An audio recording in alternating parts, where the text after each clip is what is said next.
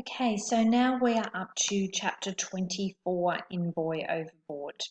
So remember that in the last chapter, we know that Jamal and Bibi have become separated from their parents. Their parents were on that first boat that left, and Jamal and Bibi didn't manage to get on it because they became separated when Jamal and Bibi were trying to retrieve the soccer ball in the water.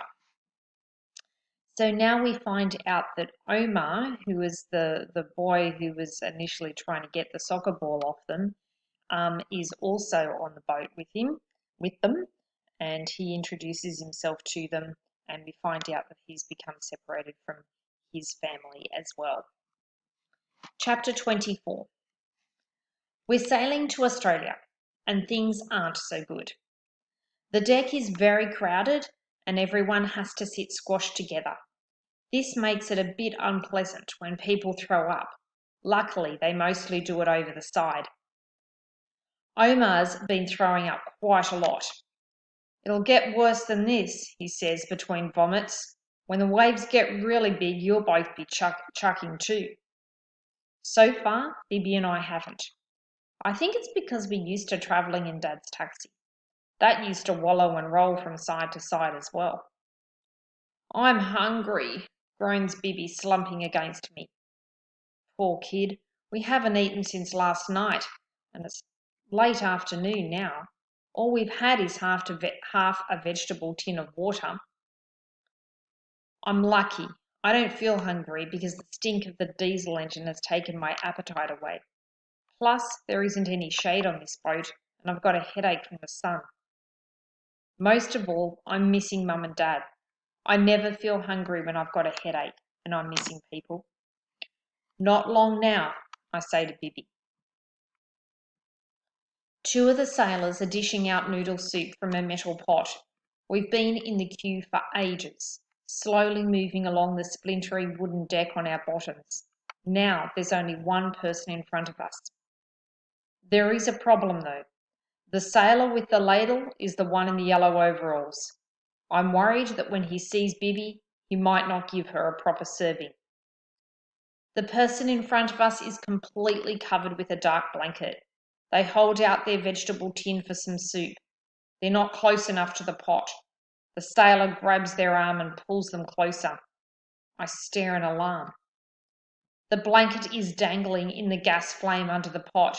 Nobody seems to have noticed. Flames are shooting up the edge of the blanket. Fire! I yell. The sailors freeze in shock. I know why. We're on a wooden boat in the middle of the ocean, and there's a gas canister right next to the burning blanket. I drag the blanket off the person and fling it onto the deck and jump on it until the flames are out. Bibi helps me. Then I pick the blanket up and hand it back to the person and freeze in shock myself. It's a teenage girl. All she's wearing is shorts and a t-shirt with a sparkly pattern on the front. Her arms are bare, her legs are bare. Her hair is completely uncovered and sticking out in all directions. She's wearing makeup. She's got black stuff on her eyelashes and her lips are green. I've never seen anything like her in my life. The sailor probably hasn't either, because he drops his ladle into the soup. Thanks, smiles the teenage girl, taking her blanket. She turns to the sailor and holds out her vegetable tin. The sailor looks her up and down, scowls and waves her away. He shouts something at her in a language I don't understand, but I know what he means. No food. The teenage girl opens her mouth to protest, but both sailors are waving her away now. The other one does a mime. It's about how people who start fires don't get food. Hey, yells Bibi at the sailor in yellow. That's not fair. You're the one who started the fire. I groan inside. Bibi's right, but I know what's going to happen now. The sailor starts yelling even louder and waving me and Bibi away too. I take a step towards the sailor to mime to him why that's totally unfair. The teenage girl grabs my arm. She's already grabbed Bibi's. Please don't, she says. It's not worth it. It's much more important you get to Australia safely and find your parents. I take a deep breath. The smell of the soup suddenly makes me feel very hungry. She's right. Thanks, I say.